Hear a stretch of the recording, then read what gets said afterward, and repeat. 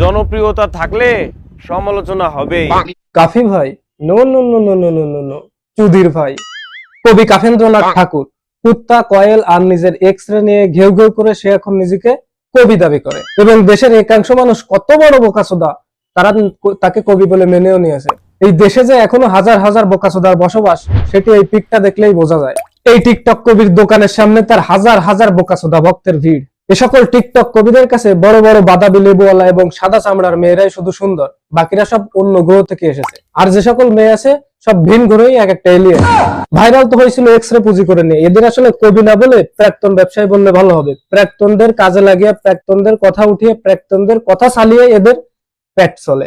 অনেক বউ ব্যবসায়ী, বড় ব্যবসায়ী, এমনকি বাপ ব্যবসায়ীও তো দেখেছেন। এখন 2025 সালে এসে আপনাদের সহ আমার প্রাক্তন ব্যবসায়ী দেখার সৌভাগ্যটাও হলো।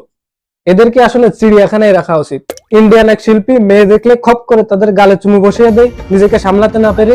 আর এই আমাদের কাফেন্দ্রনাথ ঠাকুর মেয়ে দেখলে জড়িয়ে ধরে, হাত নিয়ে কসলা কসলি করে, সুযোগ পেলে হয়তো পাবলিক প্লেসে এসে ডাইরেক্ট অ্যাকশনে লিপ্ত হয়ে যাবে, এমন একটা অবস্থা।